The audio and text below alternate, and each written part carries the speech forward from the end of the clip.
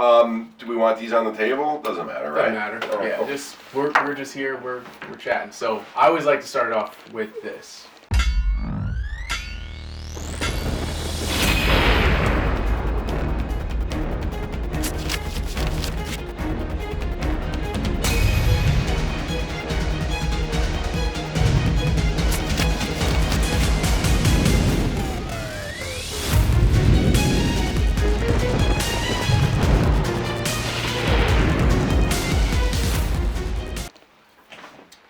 Little lightning round.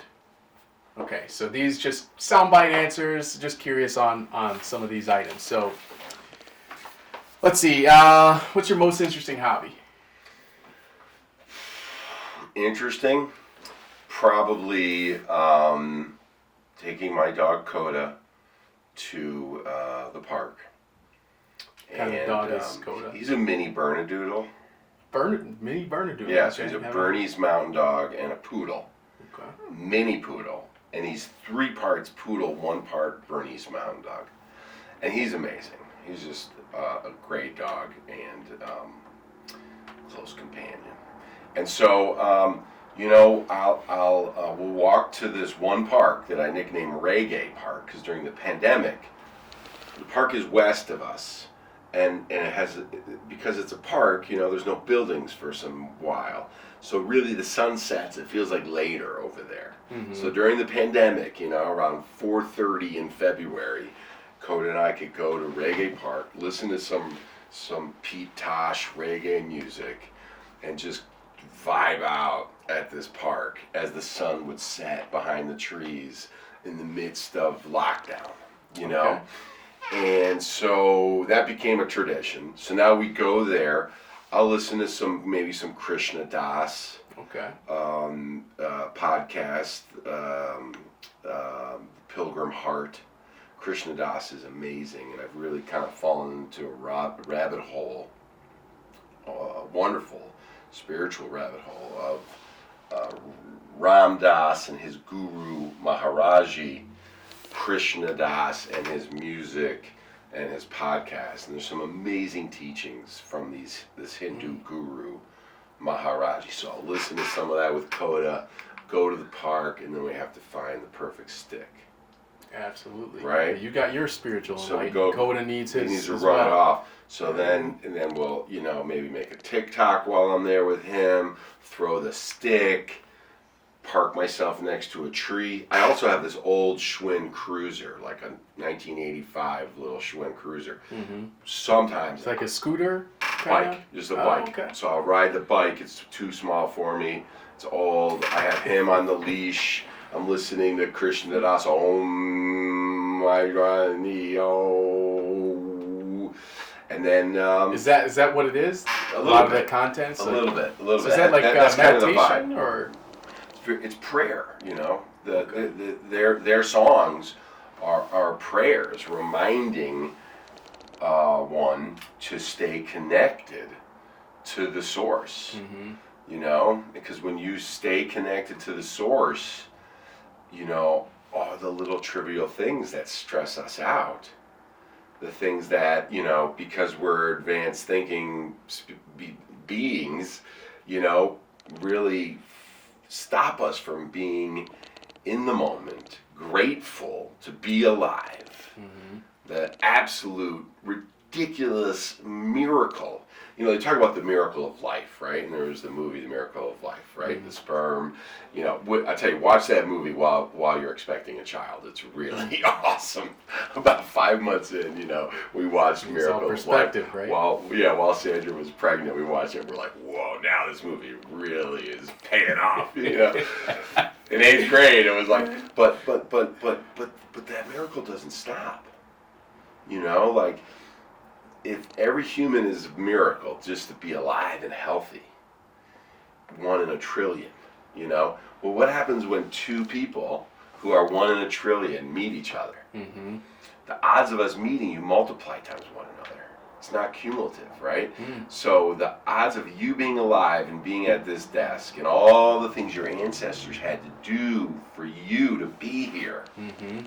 all the thing my ancestors had to do to exist. And forget about the last 150 years. Think about like the last 2,000-3,000 years.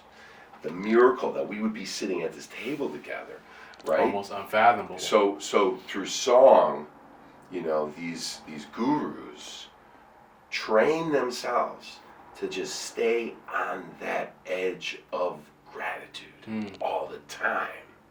That's why the Dalai Lama walks around with a smile all the time. That's why really happy, fulfilled, enlightened people, they're just there. And they can have a conversation and do stuff and play ping pong and still be there. Ding, ding, ding. Grateful, grateful, grateful. And it almost has to be that intentional focus on being grateful. Like, I know a lot of times... Until you get really, really good at it. It's like someone passes away. It's tragic. It's sad. I know this happened. Our friend Jeff Asberger, who we'll talk about that, I'm sure. Well, and who's with us right now. Hello, Jeff. Absolutely. Welcome into the room. Popping in. You dapper gentleman. And he's still the best dressed. He's wearing a tux, I guarantee you. He'll always be a 1%er of his wardrobe and cars. Absolutely. And he was just a total gentleman, So, right, he connected us. He is not here physically. Yeah. There's no difference right now than you and him in my right now for me. And he's laughing. I'm a couple shades darker. I think he would probably say that as well. No, but I just mean life source. Like I have this theory that like what if this thing we call God, that we don't actually maybe even have the vocabulary and full knowledge to understand what God is, and I was raised Catholic, altar boy, went to Notre Dame, which really is where my faith kind of went inclusive.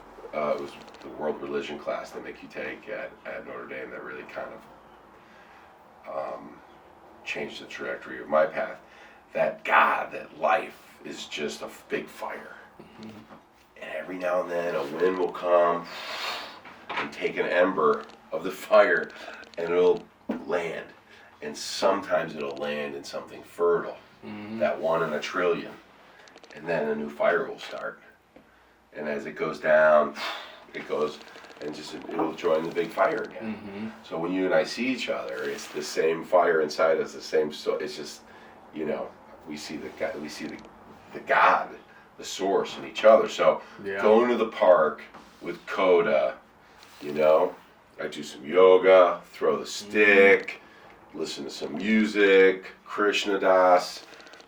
These days that's my most interesting hobby. So how long have you been? Is it the pandemic was the catalyst for that?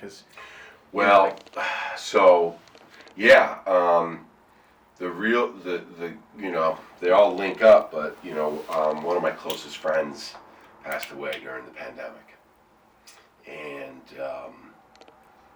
it was heartbreaking. His name is Sam Peretta, and he says hello. He's delighted to be here. What's up, Sam? Yeah. He was another really special person, and we actually threw him an afterlife party. That was a bunch of artists that had worked with him came together to throw a celebration welcoming him to the other side, and it was pretty. You got to have some interesting karma to get 20-30 people who are all artists and into experience. Sam was like he was a actor, puppeteer, thinker, designer, experience architect, and so he was really amazing with ritual. Understood his family. He's Italian, and his family had a banquet hall in Northwest Side, and he grew up basically in the midst of Italian weddings. So this guy knew how to do ritual, and after he unexpectedly left us, his wife Anya called me up and she said, "Anthony, Sammy had so many books. He was just like very curious. And he was the kind of guy that would just give people things to just correct them in these little cool ways that they didn't even know they needed.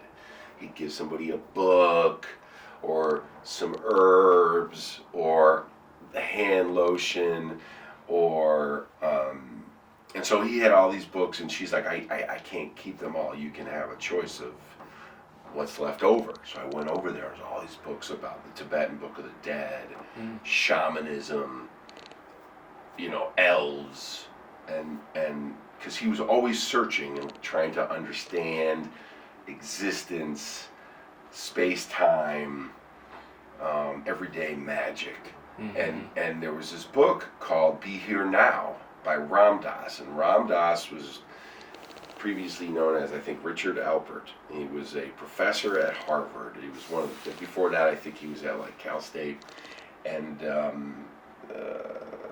professor in psychology.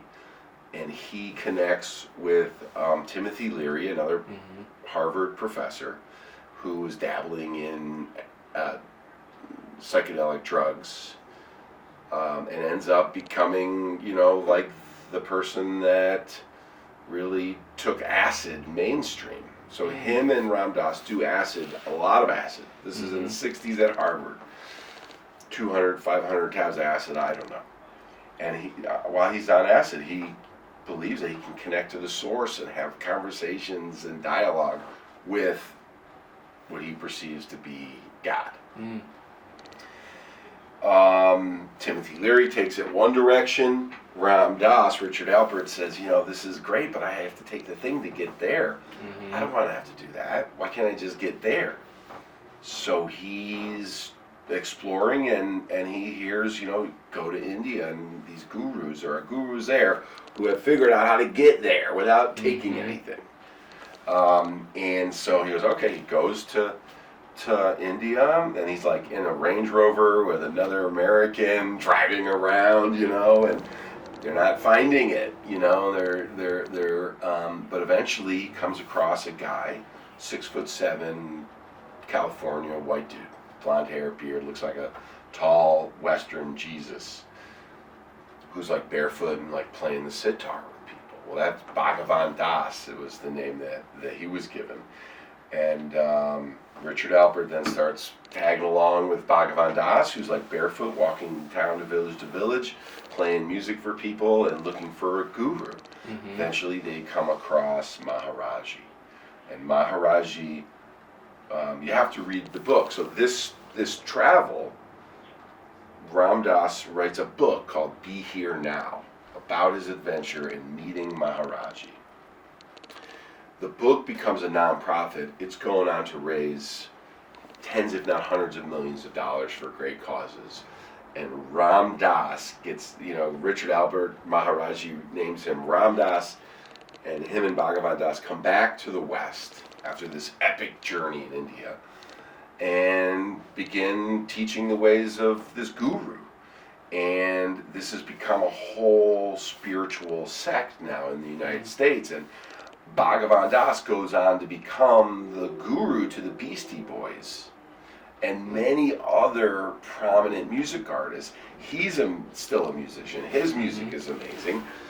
Ram Dass tells all these New Yorkers about Maharaji, so like the next time he goes, like 20 other people come with him. One of them to India to go see him again. One of them is Krishna Das, who was the lead singer of the band Blue Oyster Cult. Okay.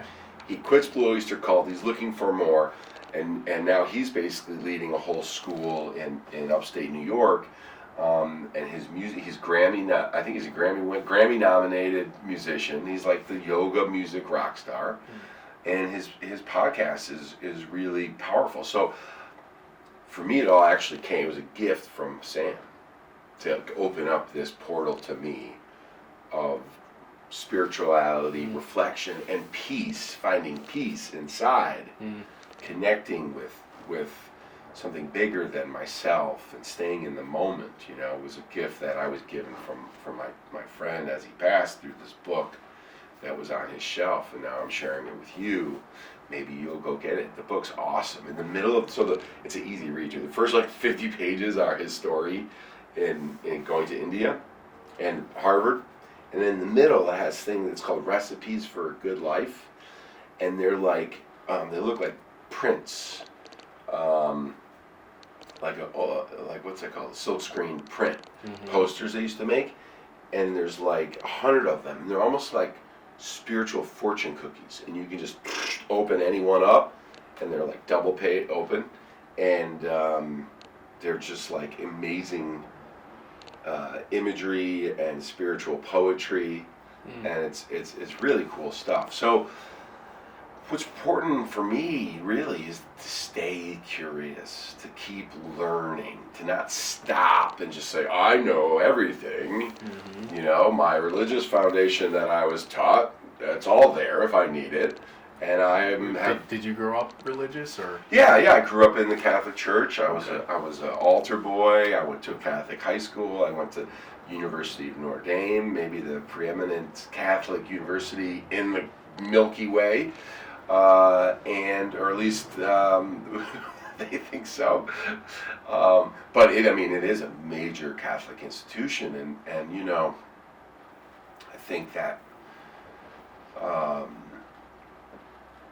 You know, like this Maharaji that I'm talking about, he talks a lot about Jesus, you know, and about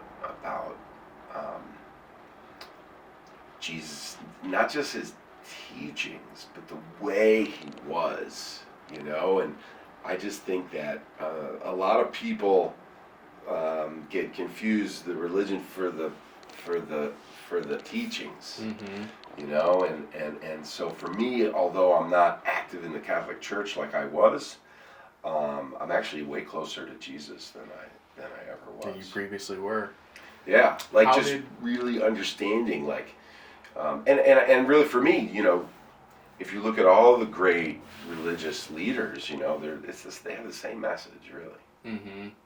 So how do you marry that newfound interest or pursuit in the Maharaji, you know, and all the newer teachings that you're listening to on the podcast, and how do you marry that with your existing beliefs? Because I would imagine while there's some similarities, there's got to be some things that are in stark opposition to what you had grown up learning.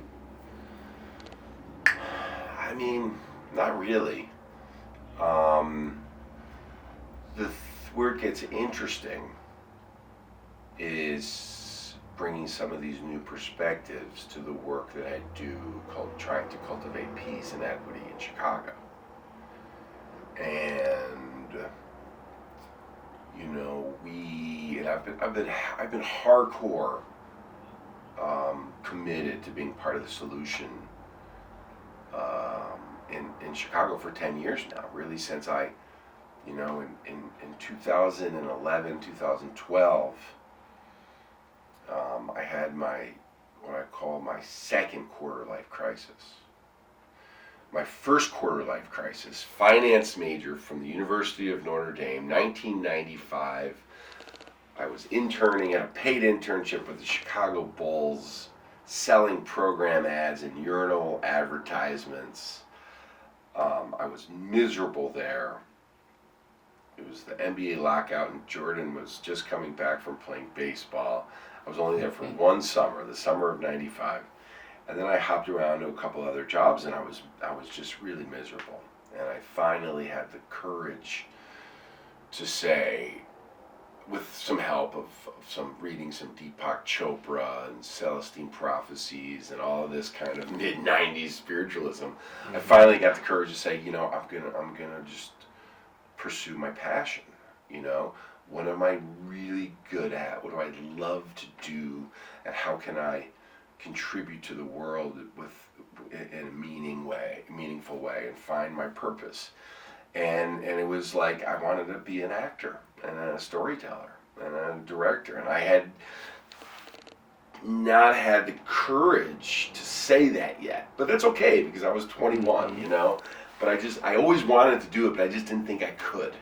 Even me, with all my white privilege and maleness and charisma, and you know, even I had to kind of go through. I was doing a deep camera thing. You might want to use that. I might. The guy, I might want to. I might Roots in want to. theater. Roots in theater. Yeah, I might want to. I might. Even me. I can imagine if you don't have as much luck and fortune and privilege as I had, what it's like, and I can imagine because I watched my wife do it incredibly well. But so I decided to pursue my passion, become an actor. I went through a studio, met Sandra, the love of my life. I went through a place called the Stephen Ivich Studio. That's where I got my craft, my toolkit, and Sandra and I kind of like just jumped off the cliff of trying to become living, working artists. And it's been just a glorious adventure.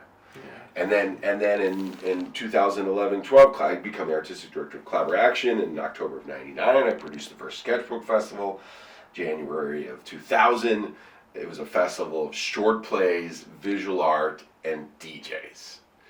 You know, so you're at like a rave, and the DJ's playing, and all of a sudden, lights shift.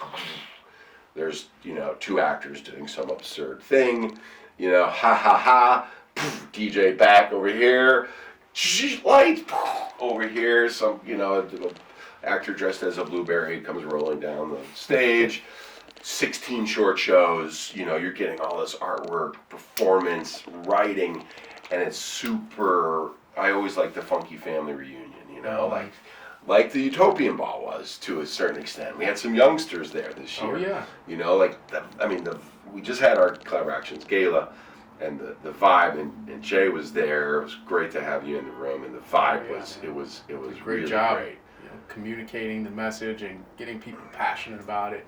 I talked to a lot of people after the event was over.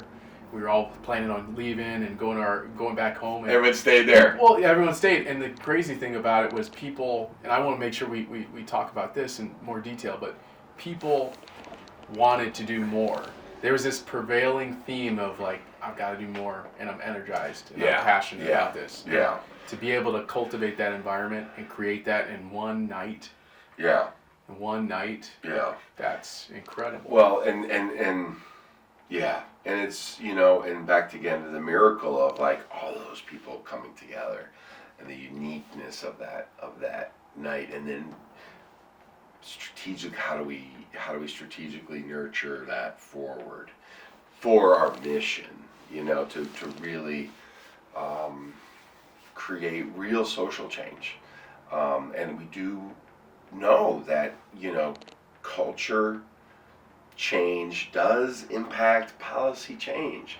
It doesn't happen overnight, you know, but changing the hearts and minds of a lot of individuals, and then getting ways for those individuals to connect with one another, does in time lead to system change, you know, and I'll come back to Trial in the Delta in regards to legal injustice and changes in the legal system. But back to the story, you know, Collaboraction grows a ton. My wife and I ended up doing a bunch of TV and film, and created a career for ourselves, and, you know, bought a condo and had a baby and had health insurance, all these things that we didn't think were possible. And then in 2012, I think having a child, you know, really, what I used to say is, and our daughter is 15 now, is like when you have a child, you climb the family tree, you know, you climb up the tree and you get to that next branch that's about 15 feet off the ground. You know, like in a tree, they have kind of that big lower branch, and now you're looking at everything from there. And your kid's on the ground, right? At the bottom of the tree. But now you see everything differently. That little perspective shift. And then, you know, they have a kid and you become a grandparent. You climb up the tree further, you know, and if you ever see a family tree, right? It's like the old timers are way up at the top. Your ancestors are at the top of the tree where they can see the horizon and they can see it thousands of miles wide. And so for me, just that shift in perspective, I was like, you know, this work is great. I'd always been driven to the giving story and voice to the voiceless, and finding ways to figure out, you know, celebrate being alive, and then try to do something to help those that had faced too much oppression to be able to celebrate being alive. And that was, there was a bunch of acts of violence that were really in close proximity to me. In Wicker Park, there was 2 young ladies beaten with a baseball bat into a coma one night right up the street. My neighbor in Logan Square got shot up in his home in the middle of the day. A florist around the corner got stabbed. And I started really opening my eyes and my ears and my heart to trying to understand the root cause of violence in Chicago and why myself and so many others were so numb to it. Learning that hurt people, and that I was complicit in a system of hurt, and really in Chicago a slow, dripping but consistent genocide of many communities and families. So I actually then changed the direction of the company and started making work to incite knowledge, empathy, dialogue, and action about our most critical issues. I was quite ignorant back then. I still am. We all have like major blind sides, and blind spots, and it's only like through real growth, curiosity, continuing to learn that we can kind of, start to illuminate those areas. Yeah, and erase ignorance. And there's nothing wrong with ignorance. It's like you're born 100% ignorant. You almost have to embrace it, because if you don't acknowledge that ignorance, then it persists. Yeah, it's a self-fulfilling prophecy. Oh, I'm not ignorant. Well, your lack of understanding that you don't know everything is your weakness. Right. And so, for me, it was like, why is there so much violence in Chicago? And, and now I understand, duh, it's poverty, which is racism is a part of classism, and systems are put in place to keep people separate. And in Chicago, we pretty much invented segregation. Redlining, contract homes for sale. I mean, things were done systematically to keep certain people poor. And those people historically have all mostly been black and brown. And so, my journey then has taken me all the way from like trying to be about peace in the streets of Chicago to now really trying to come back to the white community and white people and people with power, privilege, and influence and say, hey, there's nothing wrong with your privilege. Don't have any guilt about that. As long as you share it. And we have to move from a scarcity model to an abundance model. And it makes sense. Scarcity got us here, Hey, we got that buffalo. They don't have any buffalo. We're going to eat that buffalo. We're going to save some buffalo. And, if we die with extra buffalo, well, that's better than letting them have any of the buffalo. But what I don't understand is this. I mean, I would imagine you said the woman who got beat with a baseball bat in the alley. There was someone who got shot in their home. Yeah. These are obviously disturbing things, but why do anything about it? Because they're disturbing to witness, but they don't affect you on a personal level. Sure they do. Like, why structure your life around this work, and why structure,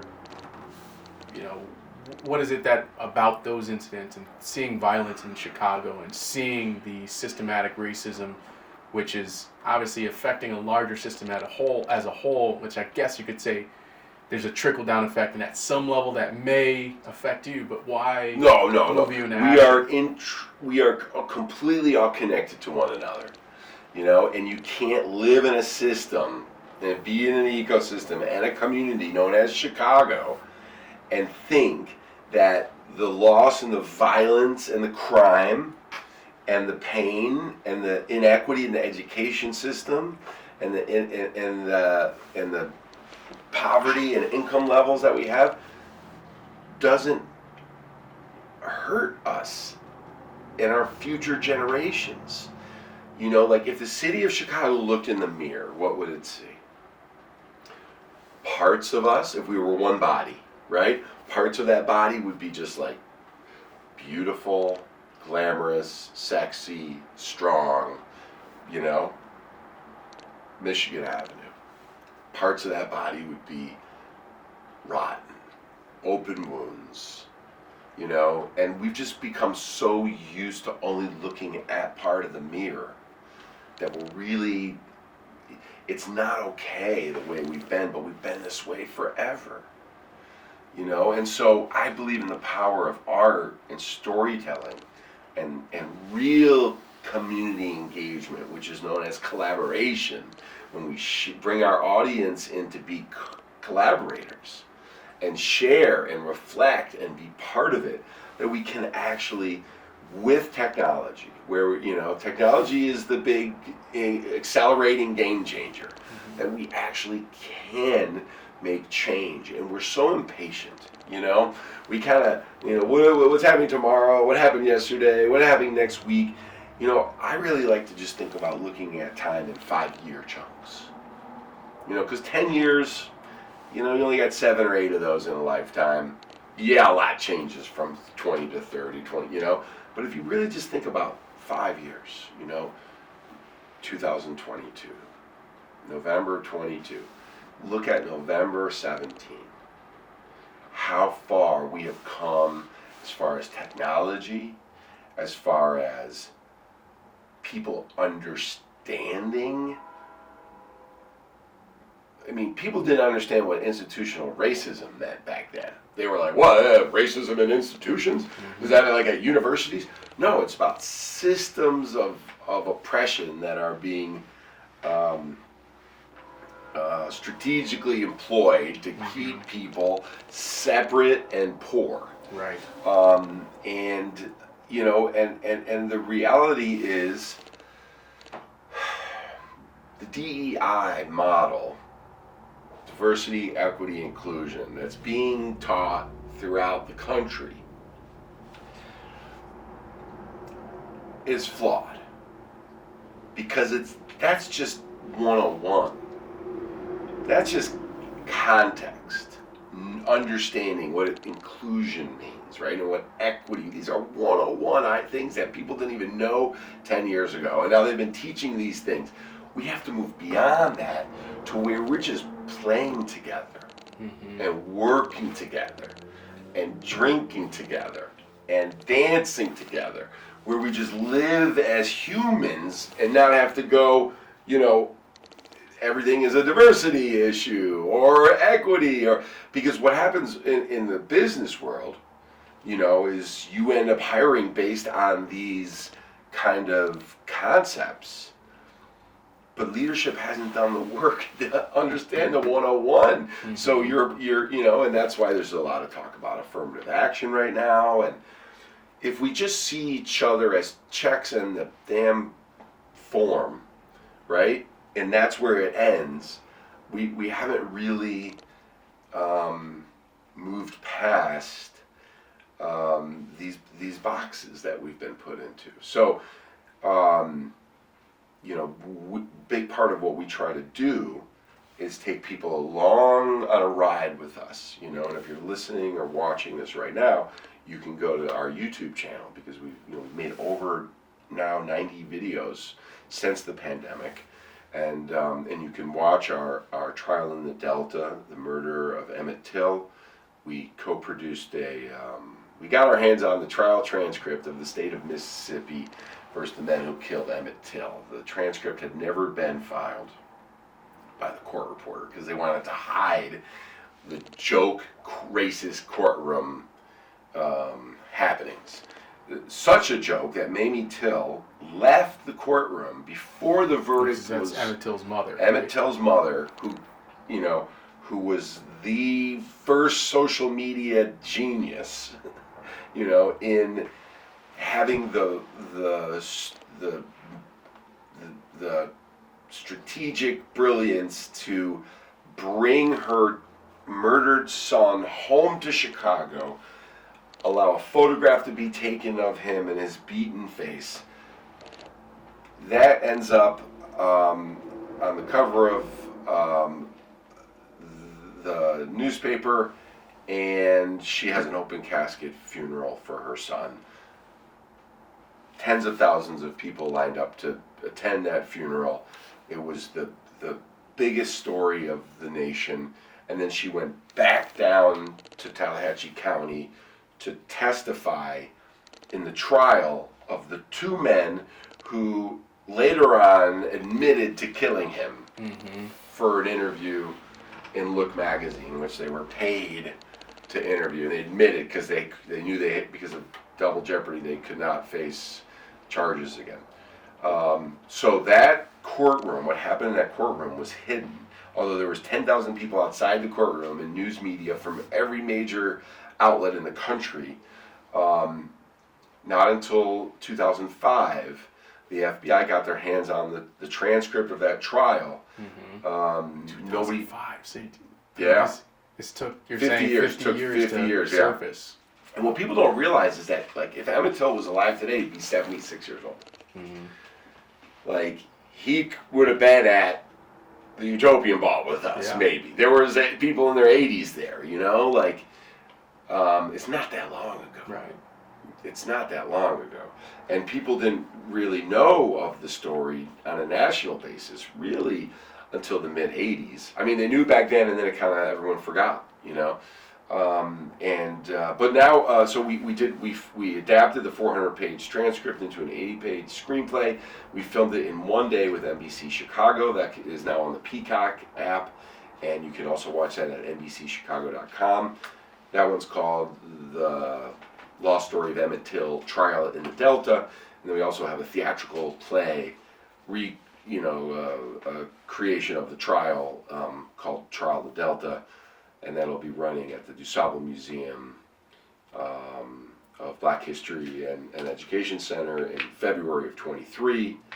And so I've just jumped 20 years, 15 years, well, really actually 10 years. I was in 2012. So the work we're doing today and connecting it to both, my own spiritual journey and bringing these concepts of meditation and Maharaji and love to my work, as a social change maker and as a part of the Chicago Peace Movement, and it's cool because I think I've found, or I'm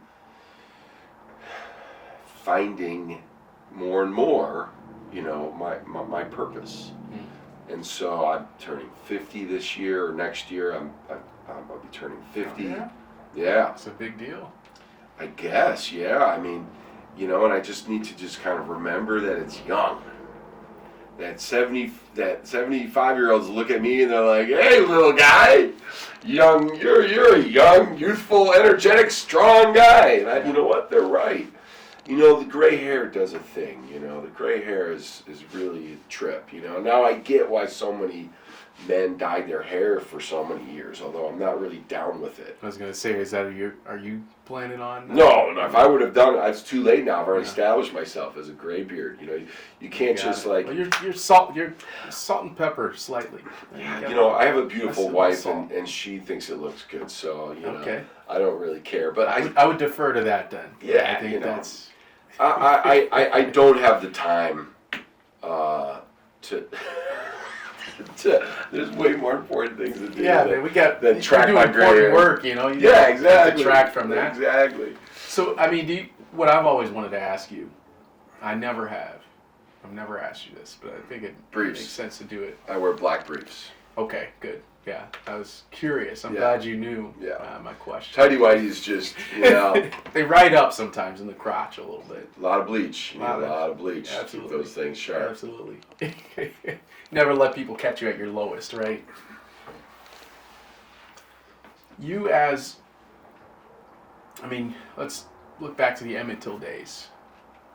In that era, we're talking the 50s, we're talking, the peak of segregation, we're talking prior civil rights movement, and individuals who may have felt sympathetic, white individuals, male and female, who may have felt sympathetic to the plight of African American men and women, but were not comfortable voicing so because of not even necessarily legal implications, but maybe social implications. They would not want to jeopardize their family standing or bring shame upon themselves or their family. Obviously that was a different era. We're talking 70 years ago. But today, do you feel any of that fear that the work you're doing, that there will be individuals who might think it's better suited for someone else to handle, to pick up the mantle? Maybe individuals who might not think it's your problem to solve. Do you ever feel that fear from moving forward in the work that you're doing? Well, no. I'm love-based. You mean, do I feel the fear of others? I don't operate from a place of fear. I got over that a long time ago, but I've been able to hone in on perhaps other people feeling, who does this white guy think he is in trying to be part of the peace movement or equity or social change. And I've had some amazing mentors and friends and collaborators, And as a white man on a journey, you got to have some BIPOC people that you're close with and love you enough to invest in you. Because if nobody gives you the critical feedback, you're not going to change. Mm-hmm. Well, you may not see it. Like you may not about see blind spots before. Yeah, and the thing is that most white people, especially white men, eventually they hit this wall that's like made of fragility and guilt,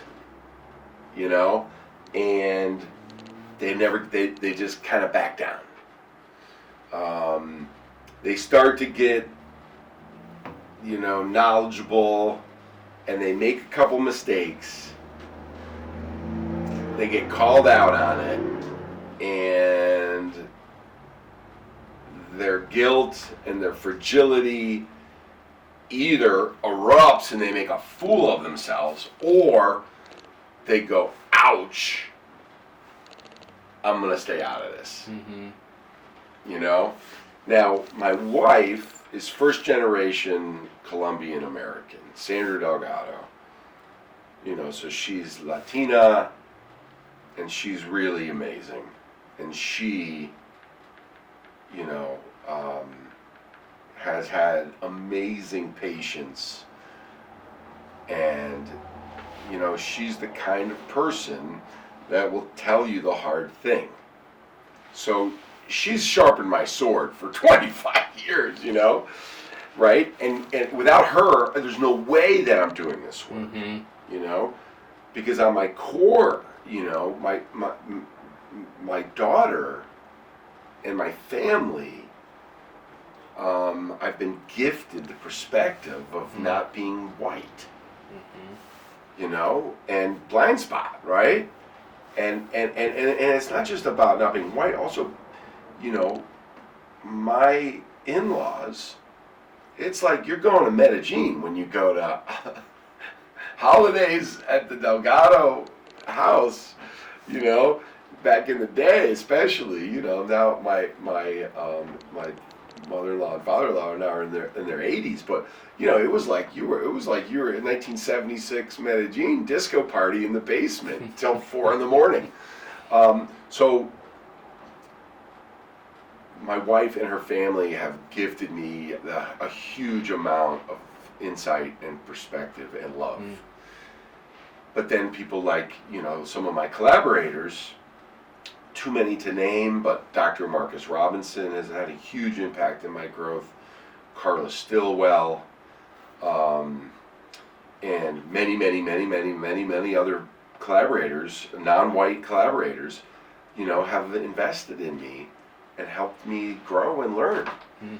And so, yes, I have definitely honed in on some people fade me out because they're triggered by my mere presence. Yeah. And I get it, and it's legitimate, and I need to have compassion for that and not push beyond that. But there are other people who are like, this is my guy, and without white men, this problem is not going to go away. Right. If you ever look at any coalition who's trying to dismantle racism and classism and build equity, and there's no white men in the whole picture, that's a flaw. It's execution. Yeah, because we need white men. They have the power, and we need white women because they have the heart. Agreed. And we need white women to talk to their white men and have those conversations like Sandra and I had in a safe, learning, loving environment, so we can move past that wall of guilt and fragility and say, what privilege do I have? How can I share it? But see, it doesn't help. The current day and age we live in, where so many people are pinned as someone who is not operating from a place of love, not operating from a place of abundance, and they, and maybe their intentions were pure initially, maybe they fell off course slightly, and then they're canceled. And this creates resistance for other people to want to join the fight. Now, see, here's the problem. And it's the fear of being canceled, right? Oh, that's a big driving force for a lot of people. A lot of people, they have a 9 to 5 and they have passions outside of that, but they want to make sure that they can continue to put food on their table for their families. So the worst thing that could happen for them is saying something, even something that wasn't intentionally meant. They're having a conversation where they slip with a tongue. So they disengage, they don't have the conversation anymore. And it'll happen, right? I mean, like you said, there's many times where Sandra, other peers, mentors that you've had, non-white individuals have had to expose or illuminate some of the areas where, hey, maybe there's a better way to word that. Maybe there's a different way to engage with that concept. But I think the problem is that there's just so much bullshit out there most people have a lens of skepticism from the get-go. So when they see this guy championing civil rights, they see a guy championing equality, equity for all, and it's a white individual, they automatically think to themselves, what's the catch? Right. Right. What's the catch? And why would he care? Which is why I kind of wanted to understand the way that you process information, to kind of get in your head, like, why is this work so important to you? And what drives you to keep moving forward rather than cowering back, like some of the other people who really have good intentions, but they don't have the fortitude to be able to push on. Humanity. I mean, we're not yet civilized. And yes, we're advanced in so many ways, but we need to break on through to the other side and get beyond tribalism. Republican, Democrat, White Sox, Cubs, black, white. We like I said, for the cave people, some of those scarcity models were really important to stay alive. But what's beyond that? What is beyond that? It has to be that if I want to be selfish about it, that me, my life, and my children and grandchildren's lives will be better if everybody's life is better. If everybody in Chicago has what they need to live a simple, healthy, fulfilling life, then all of our lives will be better. We have these systems that are so inequitable from design. Why is every school in Chicago not great? Like, why are we not looking at our worst schools and investing the most into those schools? That's how you fix, all kinds of problems 20 years down the road. There are schools that are overpopulated, don't have air conditioning, their bathrooms stink, they don't have computers, they don't have iPads. The parents of those communities cannot raise enough money because they all have two jobs and they're not getting enough sleep. So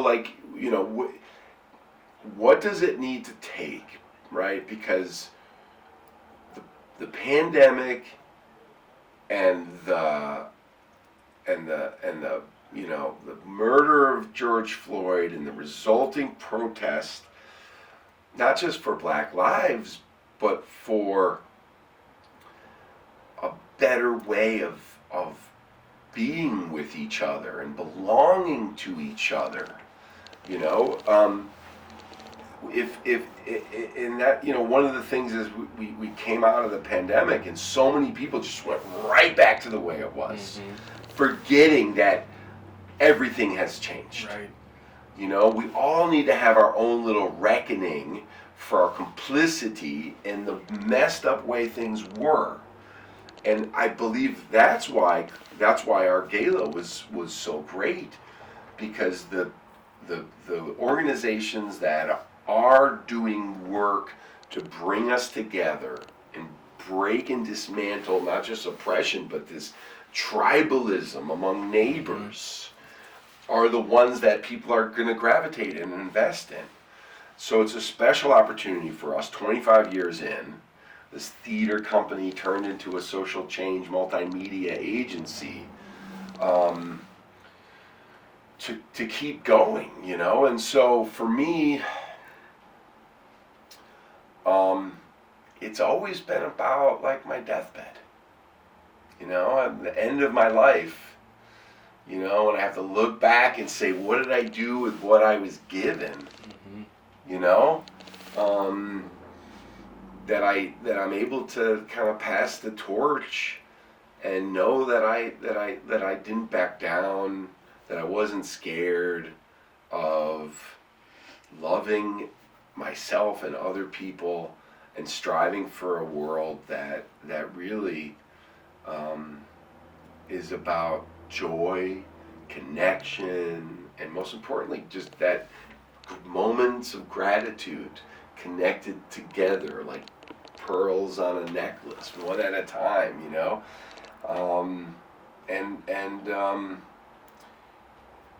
we have just, our lives are so short. The butterfly doesn't realize they only have like 30 days to live, but their 30 days are, like about 85 years to us, Right. And that's the great, beautiful irony of life, is that you only realize how short it is when you're at the end of it. I know. The older you get.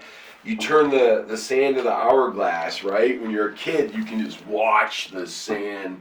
You can see the individual grains of sand. By the time you're 49, it's like the sand is just free falling. It's just going so fast, And so it's never too late to just remember that you're alive, and that we're all connected, and that if you want to be rich, the way to do that is to have a life of purpose that fills you. If you have too many obstacles to overcome to be able to do that, that's bullshit. And we should do what we can to remove those obstacles for other people that have been placed there, unfairly. And we're all just cast into life, We didn't get to pick what we look like. Absolutely. Or we just kind of are, So you can't take responsibility for what's happened in the past, It's when you talked about like 1950s white guys and all of that stuff. It's like comparing Jordan to Kobe, different game. You can't compare them.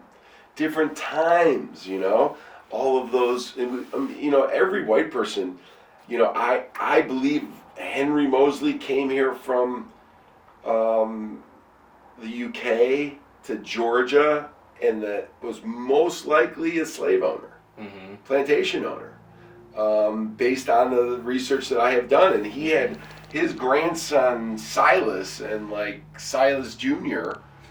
were Confederate soldiers in the Civil War.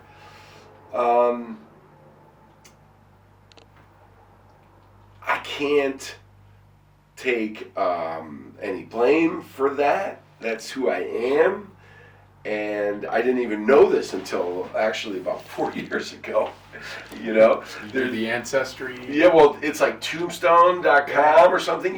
They have photos of like every tombstone in America, and they've like basically family treed them. So you can like go, and then you can go back, and you can go back, and you can go back. And we were able to go like all the way back to this guy, Henry Moseley. And I think about like Ben Affleck, when he found out that he had like slave owners in his family, he tried to hide it. Do you know about this story? No. He was on that amazing show with, what's his name? Black historian who was also a professor at Harvard, and he got arrested for going into his own home in Boston, and then Obama came and they had Beergate. I can't remember his name. He's brilliant. He does these ancestor things where... Yes. Is it Henry Louis Yes, Gates? Henry Louis Gates. Okay. So, thank you. So, he does these shows where, like, you come on the show and he goes, "This is your family." And with Ben Affleck, they follow, he's like, "Your family, like, was slave owners." And Ben was like, "No! Turn off the cameras! No!" Okay. It's not his fault. No. You know? And if anything, you know, maybe that can inspire me to change and grow and break the cycles of ignorance and violence. And so, yeah, and I'm not smart enough to think that I know it all. And I'm not stupid enough to think that what I do doesn't matter. So I just gotta stay right in the middle. So we're in that sweet spot. See, this is disturbing because to me this sounds like this is yet another holdover from this cancel culture movement. Because you mentioned Ben Affleck, he was embarrassed. The guy, the cameras turned on. He wanted the cameras turned off when he found out. And to me, what I'm hearing is, this is all about being tied to past events, past things that someone said.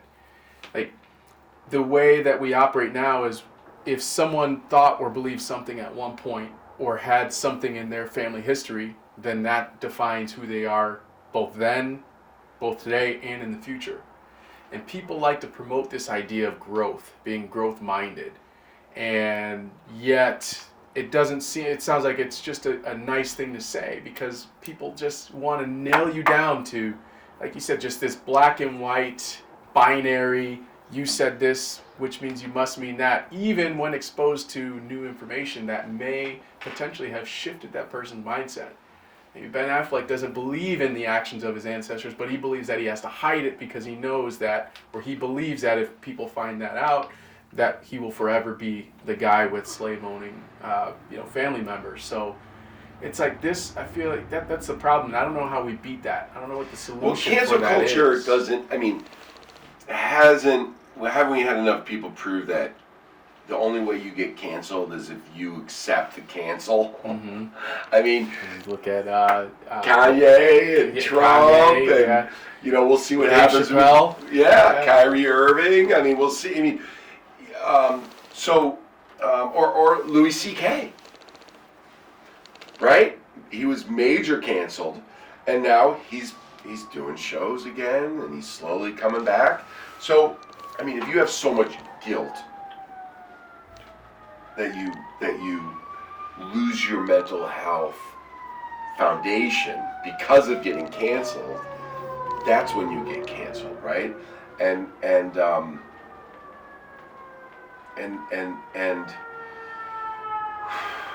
at the end of the day, haven't this country always given like people a lot of grace with comebacks?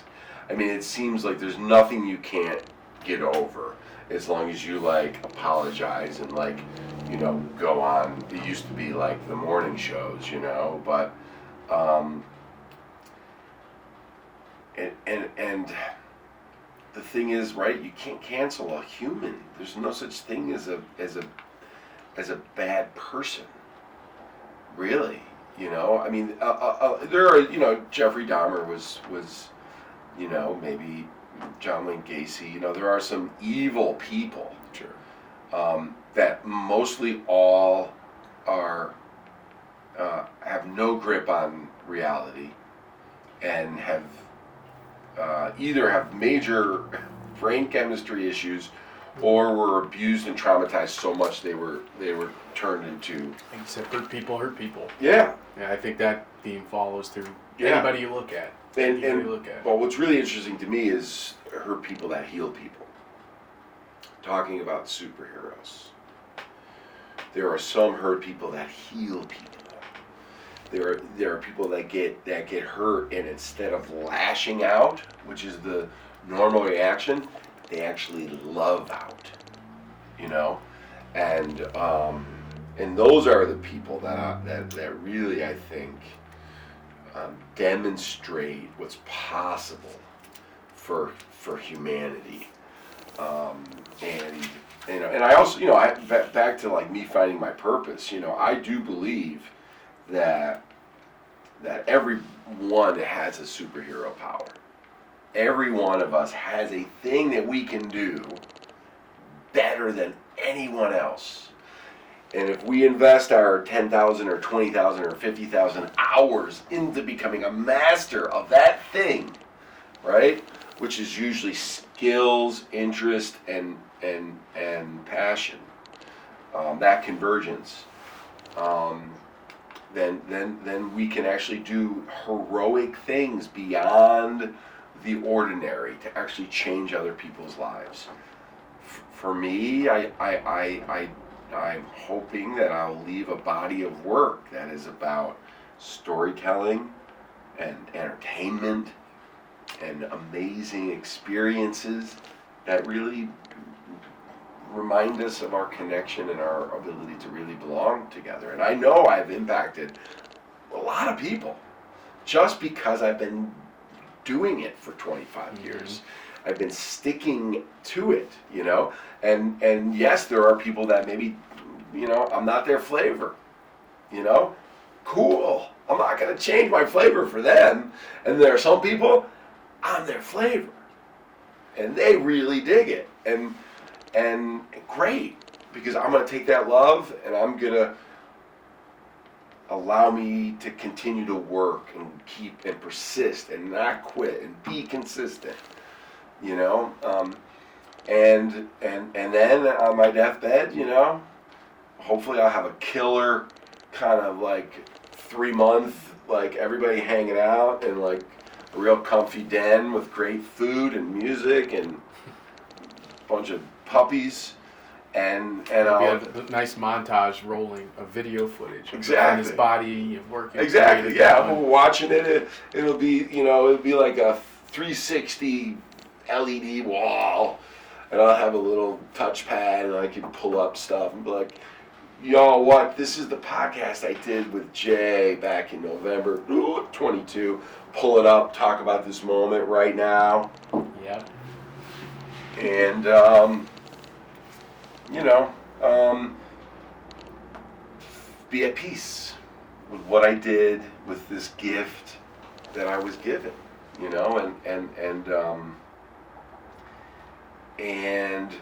and when I leave, you know, this body, you know, the car might not make it forever, but the driver, I do believe, continues on.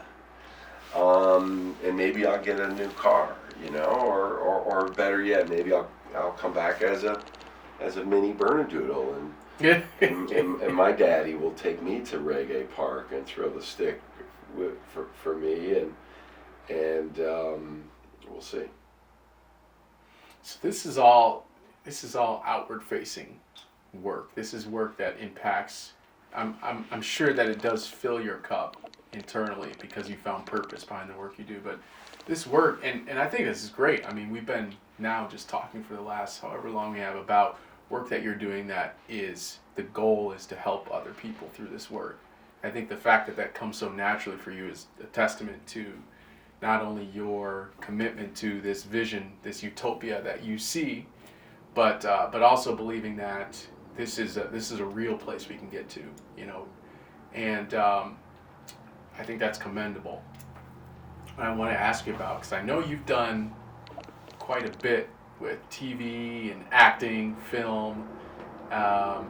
There's a couple episodes that I've seen. Actually, there's an episode of was it Chicago Med that I didn't even realize you were in until I saw the episode. Oh, really? And I'm going into, like, you got all the makeup on and everything for. It's like, I'm like, I know that guy. Why do I know that guy? And it took me. It's like my mind was in disbelief, and I'm like, that's freaking Anthony. So before I even, and then I saw your Facebook post about it. But so tell me about that, about that work. Is that more so? Is this a kind of something that's running tangentially? With, obviously you're the executive director at Collaboraction. You are, you know, running the organization. You are getting people interested. You're getting people excited. You're building this goodwill here. But is this something that ties in with Collaboraction, or is it something that runs kind of, kind of standalone, and you hope to merge them one day? Or it's all, it's all kind of part of the stew. Back in the day, as I was growing as a young artist and actor, you gotta pay the bills, and I did. In the beginning of my career, I mean, I wanted to be, kind of like a major actor and director, and I had thoughts of going to LA, and I was always cooking up different projects towards Broadway, and I made some films, and I did a lot of commercials in my late 20s. Early 30s, and back then it was a different ball game, and you could really make enough money to then go do theater for no money, by doing these network national commercials, and I scored a couple big ones for. I did a E-Trade huge commercial in LA. I did a lot of Bud Light, Illinois Lottery. Are you a Bud Light drinker? In the last few years, I have gotten back to drinking a light beer from time to time, but really I'm like I really like a light German, a stout Pilsner, or a Kolsch, or a lager, or a Sapporo. I like the lighter beers. If you're gonna, but not so light. But I did a lot of those commercials, and then eventually I started getting in some TV shows, and I did a film with Zac Efron and Dennis Quaid called At Any Price, directed by the great Ramin Barami, and you should check that out. I played a NASCAR recruiter. I got a great scene with Zac. And what's that one called? At Any Price. At Any Price. And but then, like I said, back in 2012, I really shifted what I was doing and became much more intentional about making work to bring us together. And really, I did a show about my father's battle with cancer, and it was really about the meaning of life. And it was a dramedy. It was a cancer dramedy called "This Is Not a Cure for." That's a tough one to nail. Yeah, it was awesome. It was called "This Is Not a Cure for Cancer," and it was basically me at my dentist office telling my dentist about my new idea for a show about my dad and cancer and the meaning of life. And the play took place in my head while I told the dentist this story for my new show, and the audience sees these 10 actors in my head who are with me as I tell the story and relive the whole experience of being a caregiver for my father after he got cancer of the bile duct, the ampulovator, which is classified as pancreatic at the age of 52. And and it was, my dad's a Vietnam veteran. He was an airborne ranger with the 19th Infantry in Vietnam, Special Forces. He grew up on an island in the South Pacific from the ages of 5 to 17. And he became a golf pro after Vietnam, up in Highland Park. I grew up in Deerfield and Highland Park, the son of Did you really? a Vietnam. For sure. Yeah. I didn't realize that. Yeah. It's a nice area. Yeah, it's a bubble. You know, it's a Even privilege. back then, when you grew up? Oh same? yeah. Oh, even probably more so. Really? Because it was like, amazing, but here we are, still grieving for the lost ones in the Highland Park 4th of July parade shooting. So when you say like that stuff doesn't affect me, the way we are with each other, the divide, the lack of connection, fear, it's washing up on our shores and our front yards and in our dining room tables in so many different ways, that you cannot be part of this system and disconnected from the impact of fear and hate, ultimately, So, where was I? My dad, The cancer, dramedy. So the show was really powerful, and I played myself. Every show I had 3 cues where I had to cry during the show as I relived my experience and what cancer taught me.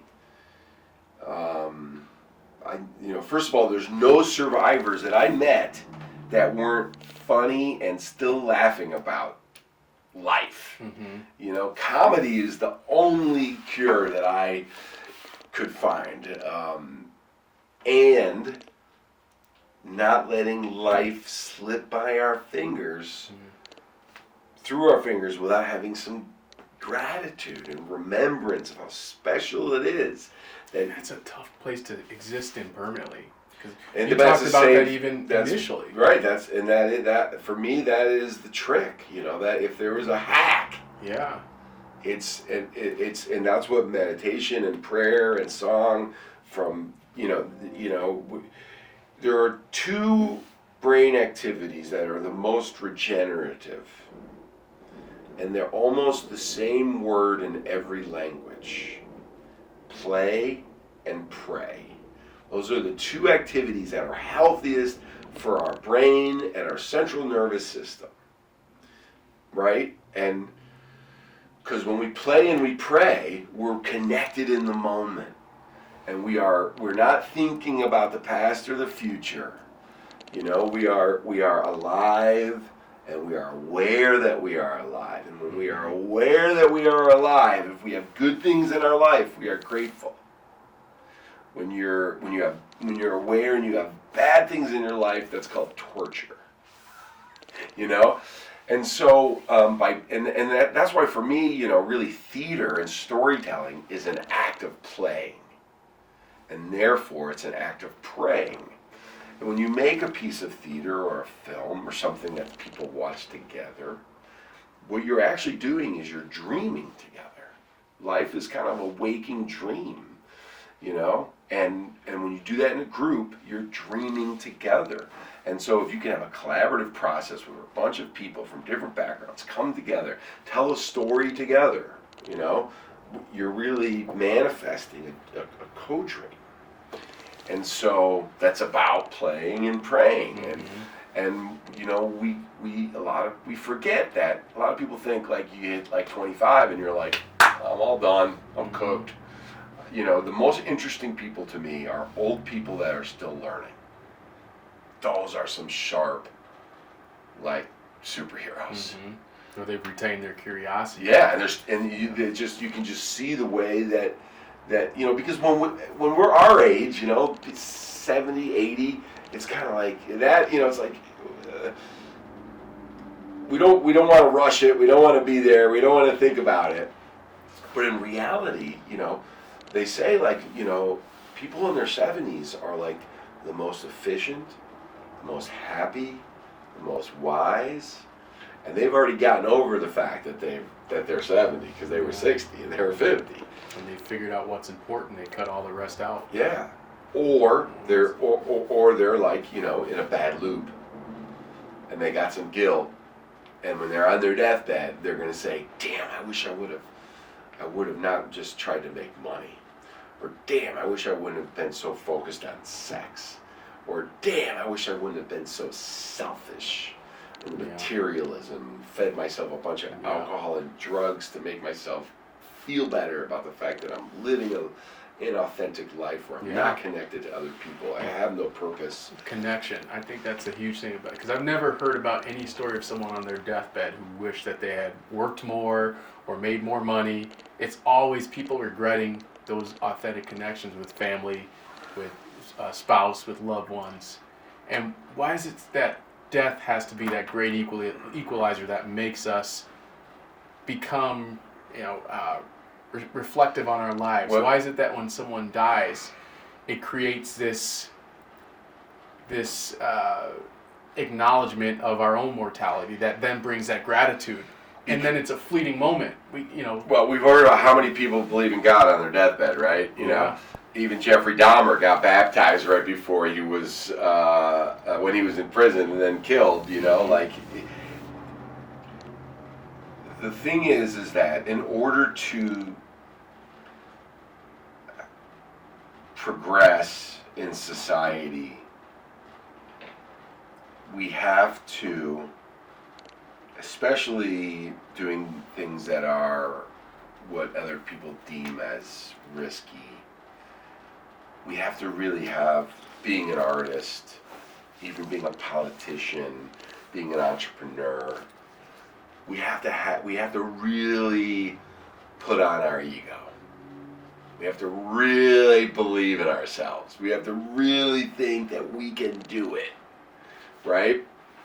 But we have to have that equal and opposite force, that dynamic tension that also says, I can do it, I love myself, I'm amazing. At the same time, I am just one of many. This will all be over before I know it.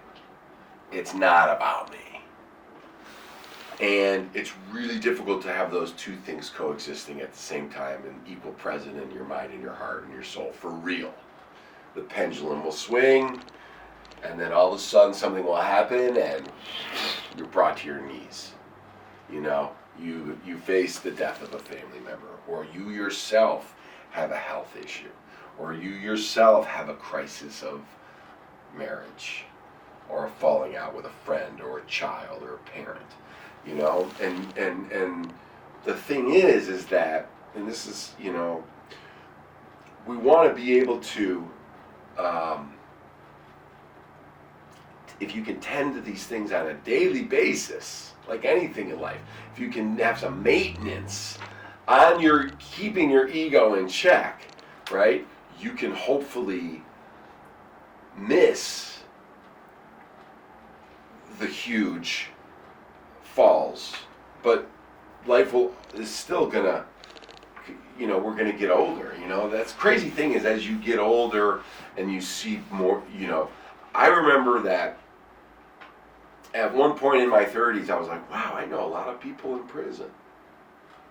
I didn't know a lot of people in prison earlier in life. Now, I know a lot of people who have done time.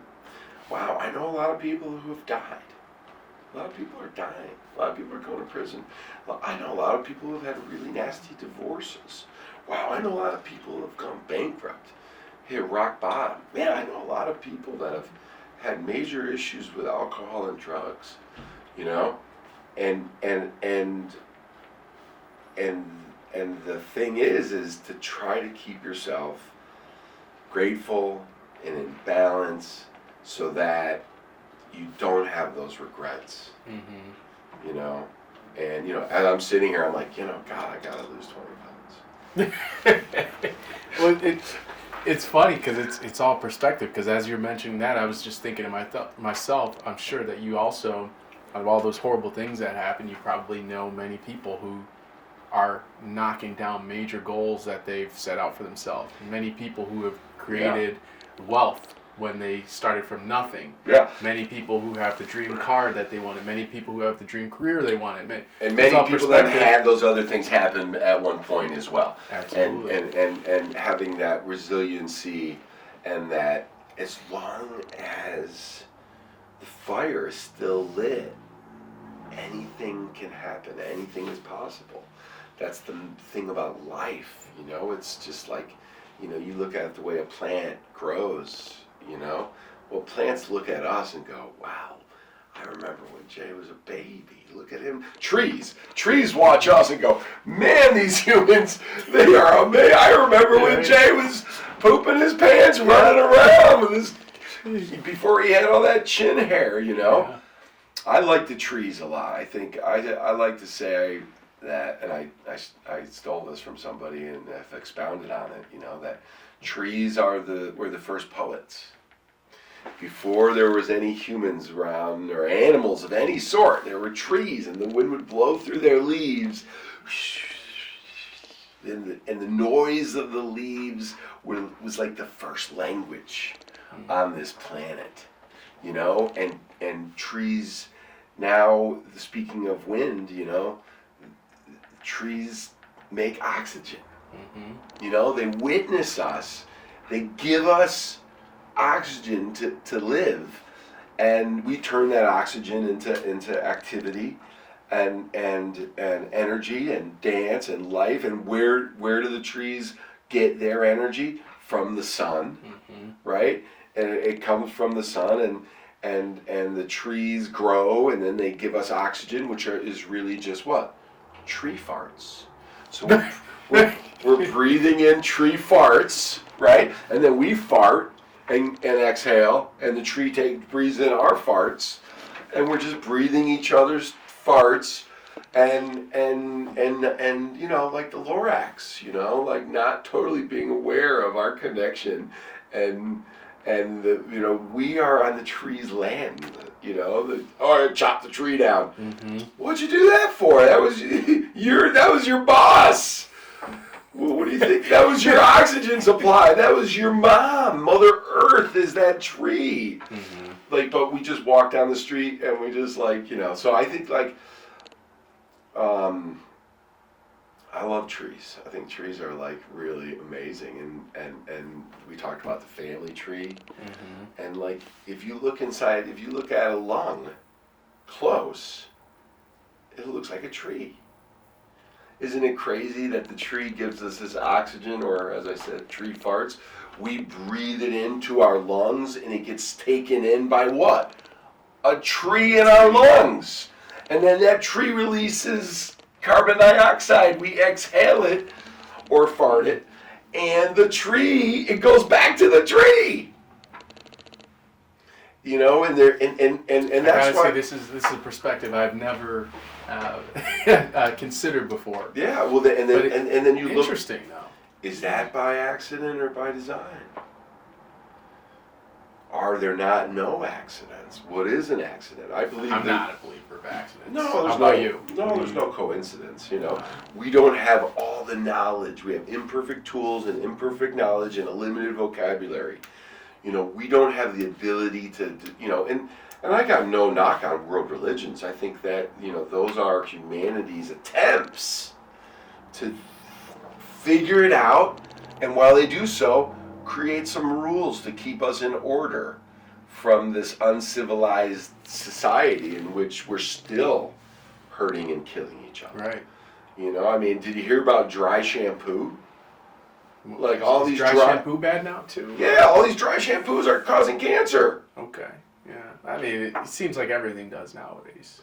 Seems like Well, not everything, but the a lot of BPA stuff. and the plastic bottles, Remember the Juul? Remember the Juul things? Oh, yeah. Everyone starts smoking grape Juul. High schoolers are just like little. I mean. Oh yeah.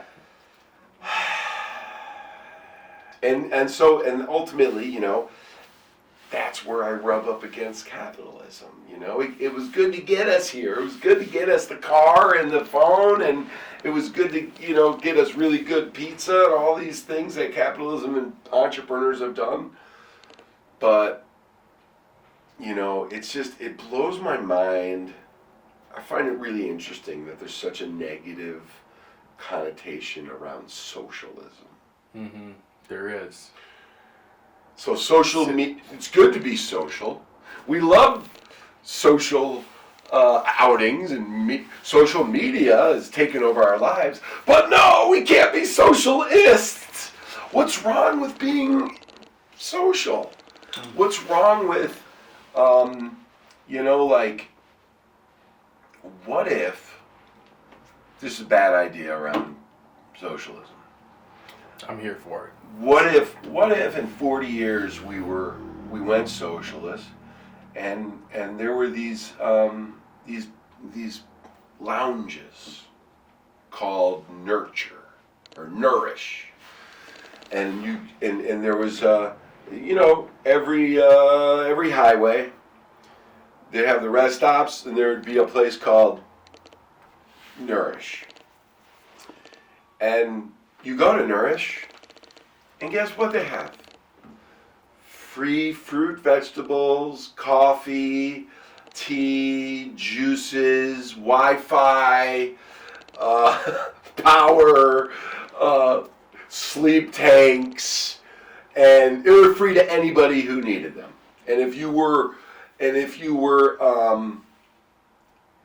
you know, there being a lot of homeless people in there. Right. Right. But the homeless people would go there, and if you were there and you really were in need, whoop, we take you. You go to Nourish, you know, University or wellness camp, and you spend time there, because we don't, you know, putting you in the prison and under the bars and paying $80,000 for you to eat and drink and just be locked up. I mean, some homeless people, that's a better alternative. They'll go commit a crime. Or some of them will just actually come to Nourish, eat, and then they'll go back and be homeless. They've got used to it. They're cool with it, you know? They don't like living in boxes like we do. Yeah. You know, in nature, there's no such thing as a straight line.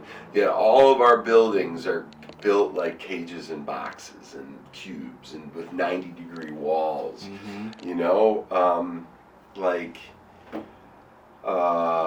so my point is, like, why would that be a bad thing? Now, what if Jeff Bezos decided, you know what, I'm going to take half my money and I'm just going to open up 40,000 of these places around the country that have free food and Wi-Fi and coffee.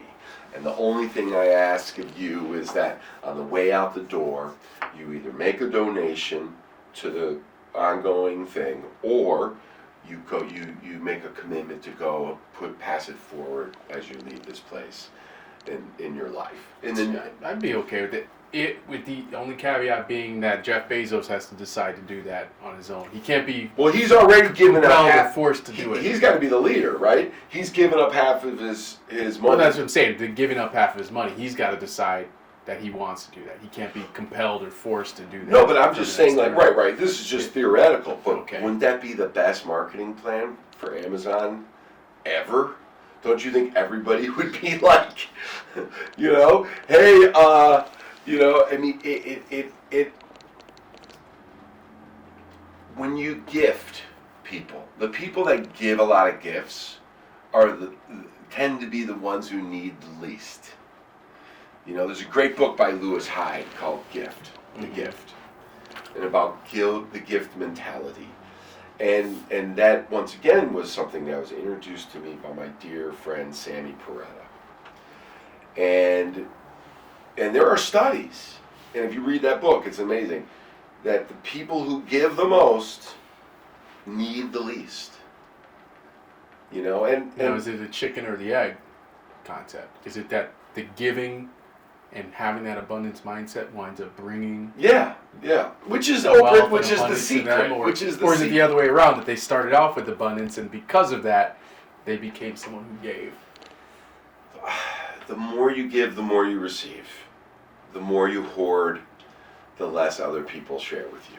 You know, and really, that's really at where the rubber meets the road for me. You know, and so that's why I am like the way I am, because I'm an artist. I've cultivated myself as an artist, and then I got to the point where I realized that I will be more filled and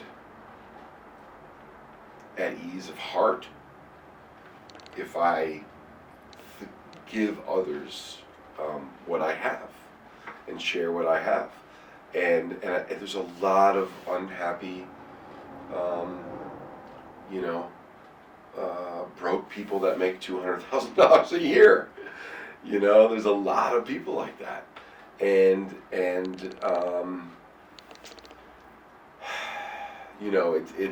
it takes a lot of courage to just kind of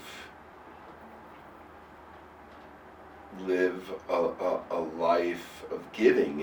And the thing is in Chicago, we have so many amazing heroes in the communities that have had less, that live a life like this and don't get the acclaim or the awards that they deserve. I've met thousands of them, you know, in neighborhoods like Austin, Lawndale, Englewood, South Shore, Bronzeville, Humboldt Park, Hermosa, Belmont Cragen, you know, these neighborhoods that where people are really dedicating their lives to helping others the neighborhood of Englewood is one of the most inspirational places in the country. What the community has faced in regards to poverty and violence, and yet there are plethora of true community leaders who have dedicated their life to their community and their neighbors and their fellow folks from Englewood. And I mean, there's not many white neighborhoods where you have all these leaders that are kind of living in abundance mindset and helping each other. You know, but in Englewood, it's happening. It's that grit. The grit is a driving force that's causing people. Well, you know, more. Living through tough times and being resilient makes you more grateful for the good stuff when you get it, and it also it can bring out the best in humanity. I mean, so Chicago basically is the birthplace or the main perpetuator of gospel music, jazz, blues, house, and then we got Chicago hip hop, right? Those art forms of music, and music is like the most easily germinated art form, right? There's less hurdles of oppression that you have to give. To be a playwright, you gotta like be poor for 20 years and write like all these epic plays, and then you gotta get people to put money and get like 20, 30 people together to put them up, and then you got, you know, to be the next August Wilson, it takes a lot, but to be, you know, the next Chance the Rapper. You know, Chance the Rapper was going to U-Media at Chicago Public Library after Jones College Prep, after school. Oh, you was a Jones guy? Yeah, yeah, that's where my daughter goes to Jones College Prep. Well, you met Chance too. I know you made there's a Facebook post you posted. You saw him at Lollapalooza, was it? Yeah, I met him at Lollapalooza, and I tried to get him to come out to the Peace Book Festival in Englewood. The wild thing was, the next day, or the Monday after Lollapalooza, I'm at Soho House in Chicago, and there's Chance. And I'm like, what's the chance that we would run into each other back to back here? I'm like, Chance, it's me, remember? And he still didn't come to Peace Book, but that's okay, because It was our destiny. Yeah, it was our destiny. Just like you met there, it wasn't by chance. And now, if he's watching this podcast or listening to it, little Chano from 79th, Anthony Moseley, I'm ready, willing, and able to collaborate with you in Social Works whenever you're ready. Our time will come. I'll vouch for that. Yeah. In the meantime, come out to Trial in the Delta in February at the DuSable, where you used to be a board member. I think you'd be real proud of this show, the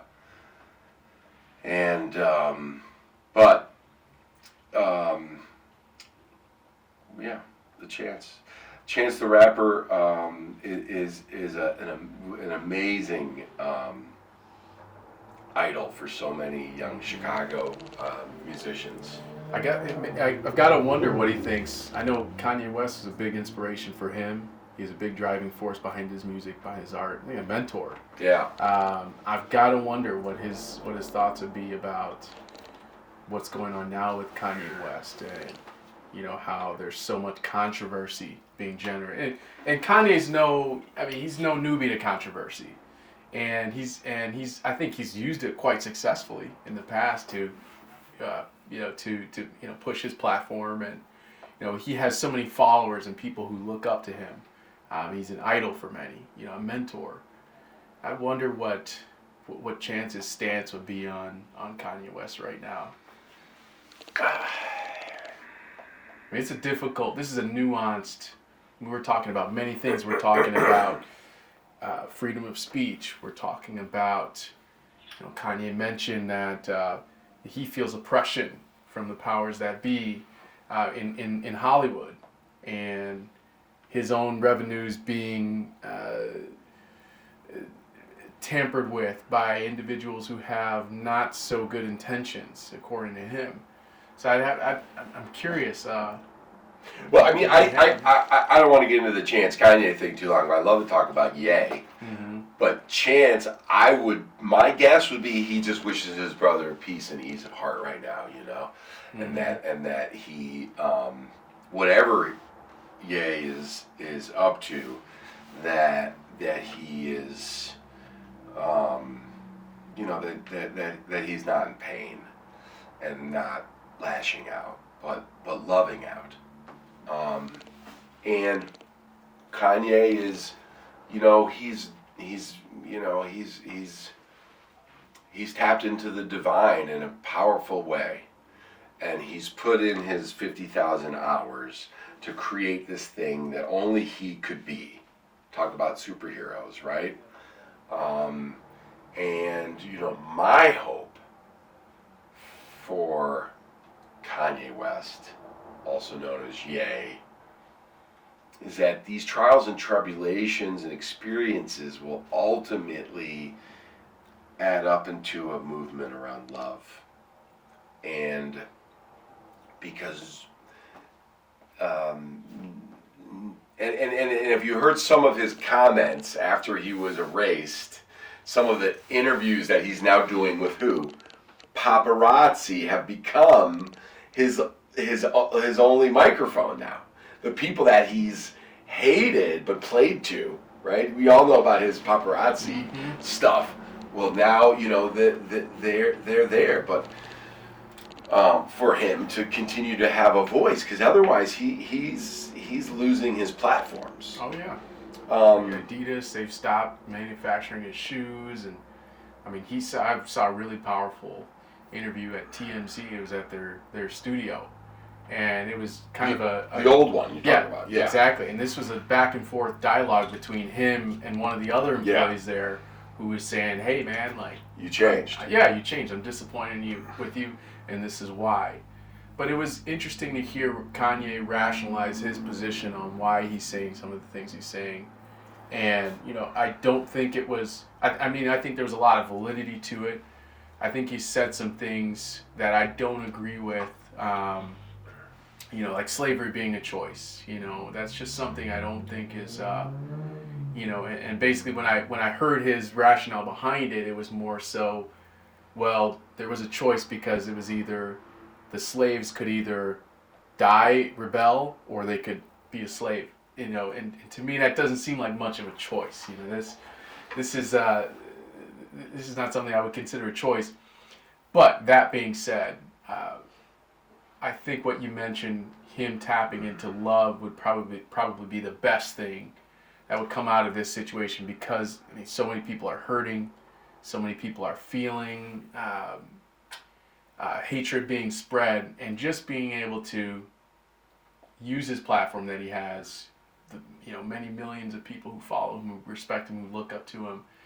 Casey Neistat, a popular YouTuber, he made a whole video about it, and using that platform to be able to bring healing and peace, I think would be the best thing that could come out of this. And he's, I mean, okay, so incredibly intelligent, ridiculously ambitious. Maybe that is his downfall, is that he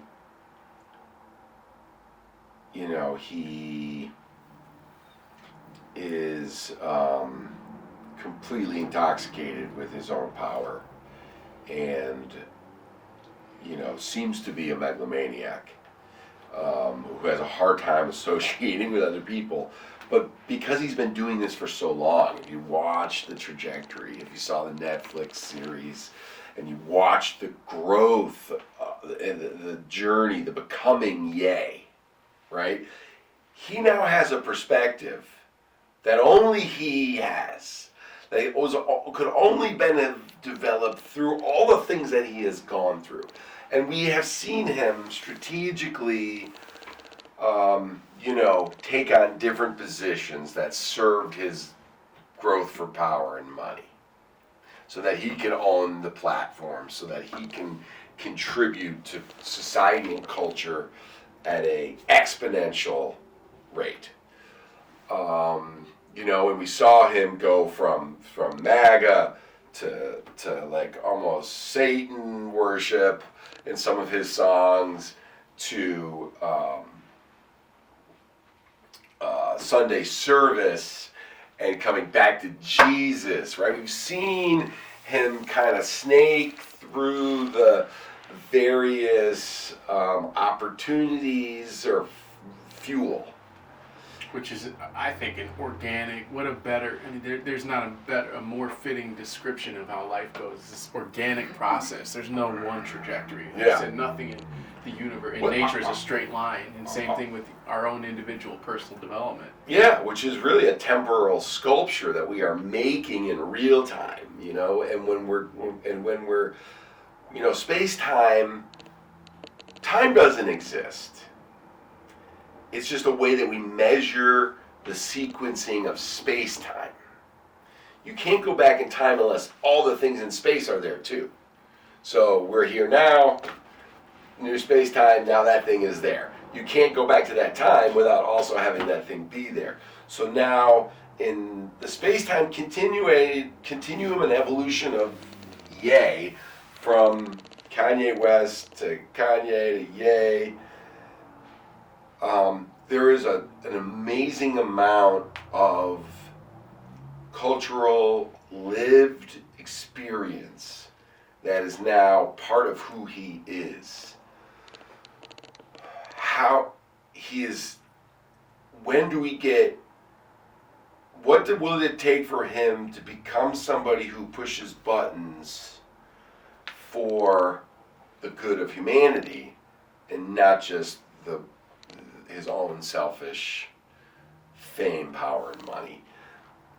If that could happen, then he could be like Jesus and Einstein and Gandhi, all these people that he references. Mm-hmm. And that's pretty amazing for a young black boy from the south side of Chicago. It is frustrating and painful because sometimes we can see, he seems to be crying out for help, and he's recycled this vampire game so many times now to be the most controversial one in the room, to say the thing, I was going to kill my daughter, and here's a video of me killing Pete Davidson, and now, publicly attacking people who are both one of the most powerful tribes on the earth, who have also been subjected to some of the most horrific, inhumane treatment, you know, and he kind of just knew he's gonna just gravitate towards the buttons that are gonna hurt us all the most. And when will he gravitate towards the buttons that will help us the most? Right. And listen, the dark side, you know, it's always, more people want, the news has got murder and sex and betrayal on it, because that's what we want to watch. Why? Because it's ingrained in our society. Yeah, and it's a function of how drama. Absolutely. It's the most dramatic story. Yeah. You know, and those stories are fun to watch. They're not fun to live. So if you're trying to live a good life and you can just consume those stories and dream about it, and then go back to your simple life, you know. And so he's become addicted to not just pouring gasoline on the fire, but to drinking it. Yeah, but there's so many levers that are being pulled that are promoting that. Like, I saw the formula for Twitter, for a successful post on Twitter, and of course this is timely with Elon Musk and all the things he's doing, restructuring the platform, and we talked about this a little bit before. Obviously don't have time to get into this entire issue, but what I want to focus on is the fact that the formula for a successful tweet is as follows. You say something that is so controversial that it equally stokes the flames on both sides of an issue. That tweet will statistically perform better than a tweet that is either biased towards one side, biased towards another, or something that's completely neutral. So we're creating this system that rewards and promotes divisiveness. Yeah. You know, division between us. And I think Kanye West, being the person that he is, being such an intelligent person, he's trying to take advantage of all the levers that he can pull in order to get what he wants to happen at the end of the day. And he's choosing the route of create division, find something that is highly surf big waves, and you know, and you'll have a better ride, you know. Right. Yeah, and it's there are costs. You know, there are very, very real costs. And you know, when he's on his deathbed and he has to think about the impact some of his choices have had on his children. You know? His mother is not in this realm, but you better believe that he feels like she is watching everything that's happening. Mm-hmm. You know, and we all make our choices, and you know, we have to die with them, and it's never too late to change while you still have a little sand left in the hourglass. You know, and that's the thing about, you know, the full moon and the rising sun, you know. Let the moon take away all that does not serve you, me, us, and let the rising sun remind us that, you know, we're still alive and anything is possible. Mm-hmm. And just, you know, if you're only alive one day, how would you live? You know, what would you do? I don't know that I don't know. Maybe Ye has got a lot of YOLO in him, but you know, that's another thing that my friend Sammy taught me, was really like that. You gotta choose every day, you know, and you gotta live it and leave it behind, you know, like a sculpture that you like, you're proud of. Mm-hmm. And your life is a bunch of I have a thing where I say, like, every time you introduce yourself to someone, you kind of tell your story, you know, and you choose what story to tell based on a lot of factors: who that person is, what time in the day it is, how you're feeling, how your day went, how your week went.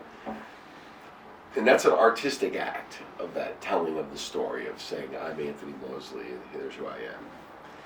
The last time you tell your story before you die, that'll be the piece of art that you have durationally worked on longest in your whole life. If it's a short story or it's a long story, regardless, that's something you've been crafting. You've been crafting by living it and then telling it, and choosing the words and how to tell it. And so we have to remember, like, I think it's important to then take that on a daily basis and be like, I'm writing a new page today. And it's a creative act. I'm not reading it. I'm actually writing it. And I have choices that I make that'll determine the colors, the drama, the narrative, the materials, and most importantly, the way it makes you and others feel about who you were, what kind of person, what kind of energy you had, what was your flavor, and how did it touch and impact other people. And which is cool about things like this, right? You know, like zeros and ones are soaking this up on 3 cameras and 2 microphones, and somebody will stumble upon this in the very near future. And if they're still listening to minute 71 of this thing, you know, they might actually go, wow, that's something that's going to stick with me. And I'm going to keep it alive. And that is how I think that we actually, once again, the car may break down, but the driver lives on. And that's the thing that has always impressed me about you. And I want you to know this, is that you've always had this superpower of perspective.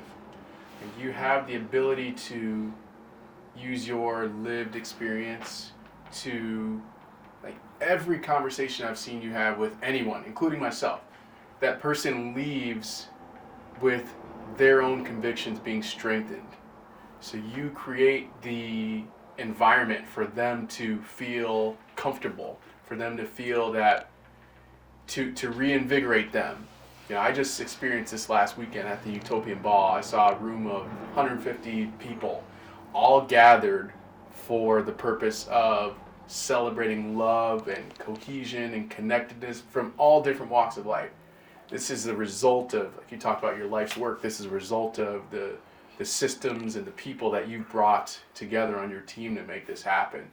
And I've got to believe that each and every one of them has extremely strong convictions about the work that they're doing and just keeping that alive. So as in a kind of a closing statement, what do you think?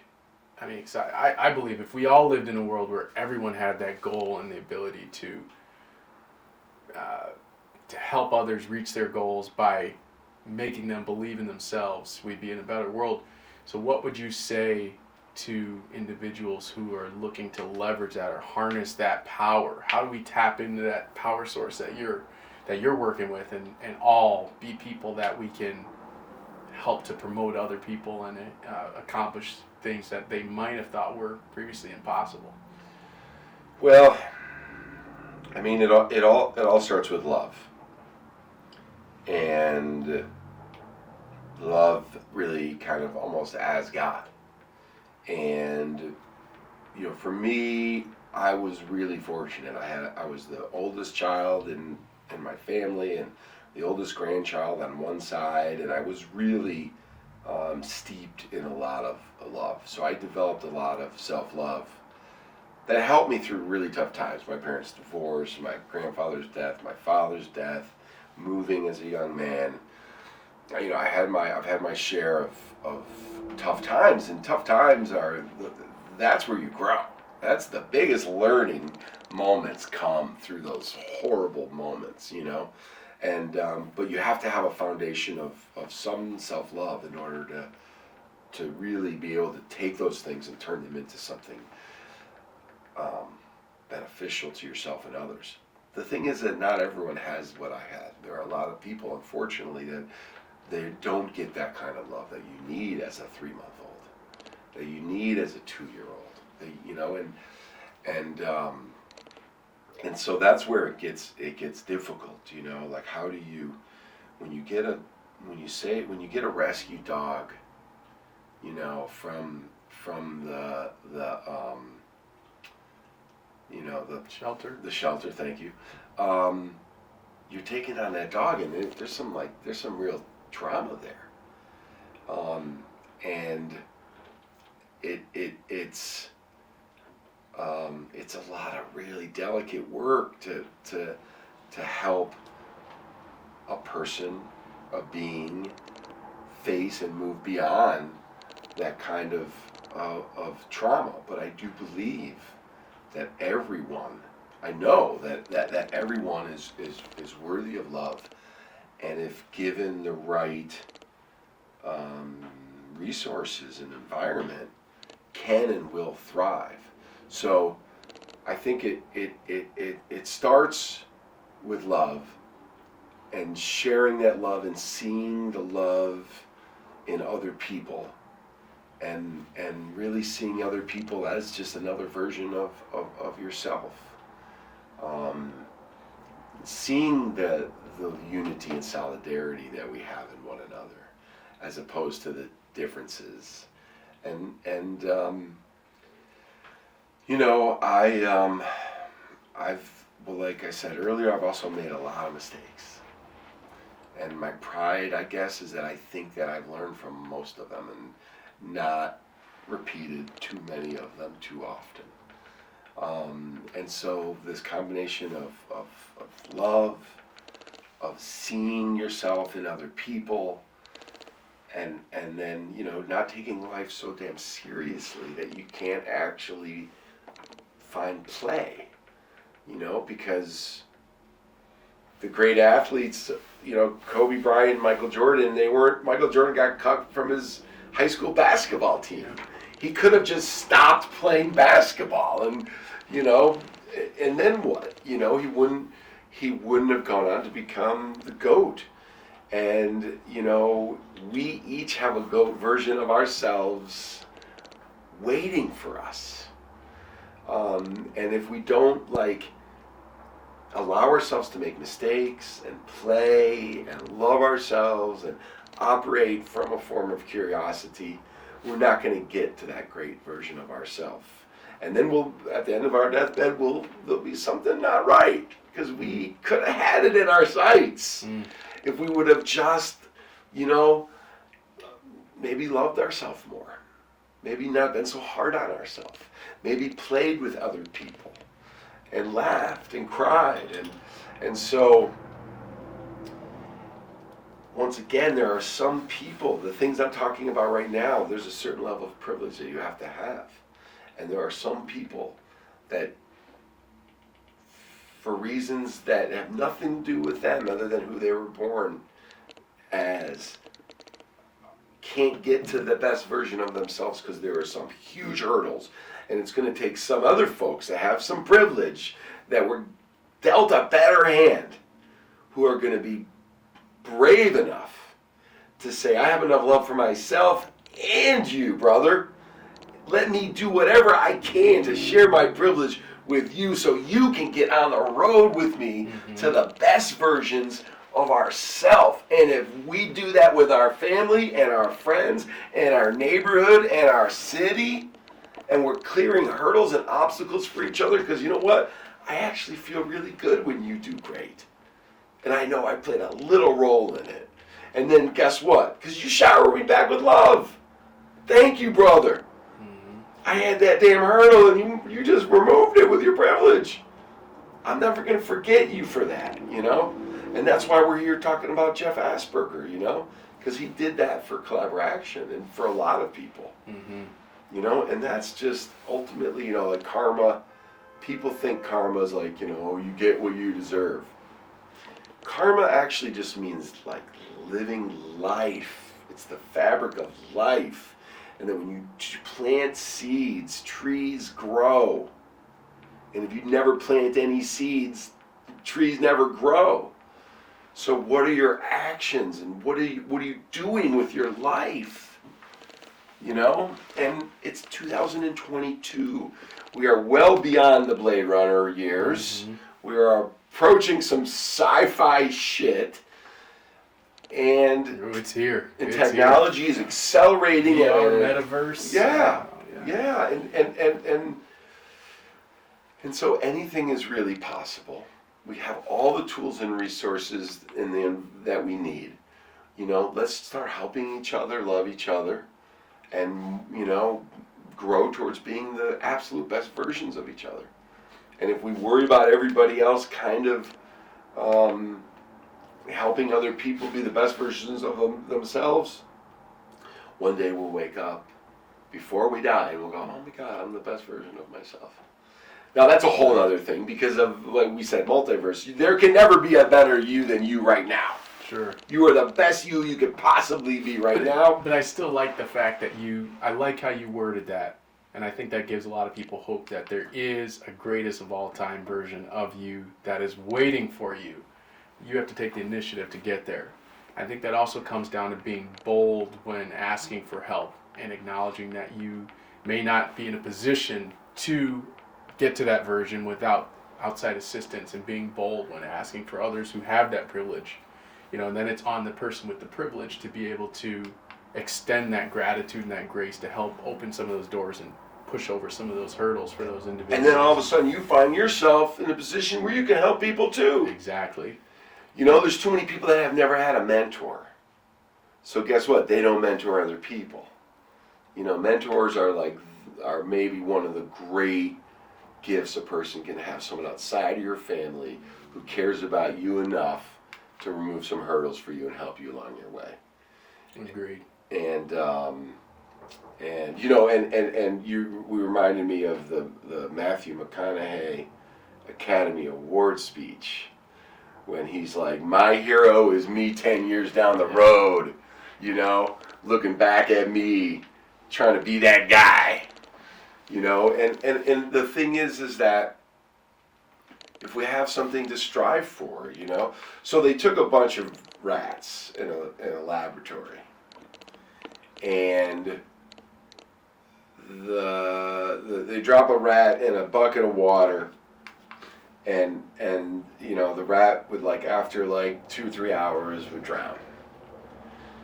And then they found if they gave the rat hope, right? If they put a little, I can't remember exactly what it was, but if they put a stick in there or something, that the rat could paddle for 30 hours.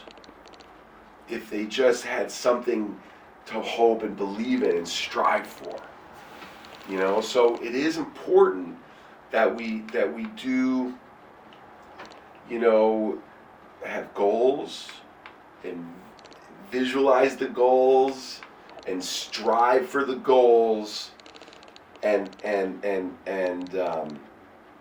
kind of have that flame, that fire, that and a lot of this I think is really is a luxury. It's a privilege to be able to not have to wake up and go, what am I going to eat today? When you're worried about food and staying alive and paying the bills and keeping the heat on, you don't have the privilege to be able to sit around and think about your death, how you're going to live your life, and listen to Krishna Das at the park, And so once again, how do we get to a world where more people can kind of get in that kind of zone where they're helping each other, loving each other and themselves? And if you're listening, come back to the good side of the force. Jay and I are here. We're ready to bring everyone together. And we're going to do it with or without you, but it'd be a lot cooler with you. A lot cooler, I think. Anthony, thanks for coming on, my friend. My pleasure. My pleasure. Man, just a ton of insights that you've given. I knew you wouldn't disappoint. So, and people are going to be inspired from seeing you. And we'll be waiting for you to reach out. Reach out through Chance. I think you guys are connected already. I'm friends with Rhymefest, so that's probably the best way to get me. He's got my cell phone number. But really, I'd like to get Shia LaBeouf doing some theater here in Chicago. You know, he's Ooh. teaching acting in L.A. in a homeless shelter. No kidding. Yeah. He's an interesting one, too. Childhood, he's one of my childhood idols. Shia? Starting in Holes, oh yeah, Disney Channel, and yeah. A great lyricist as well. I don't know if you've heard of any of his. Oh, yeah. He's got good freestyle. His freestyle's amazing. Yeah. People don't know that about Shia LaBeouf. Yeah, he's talking about the GOAT. He's interesting. You know, I think he seems to have learned from his trials and tribulations. So we'll see. And you know, Kanye stole his wardrobe. So. All right. Well, that's it. Hopefully, that's Beautiful. best.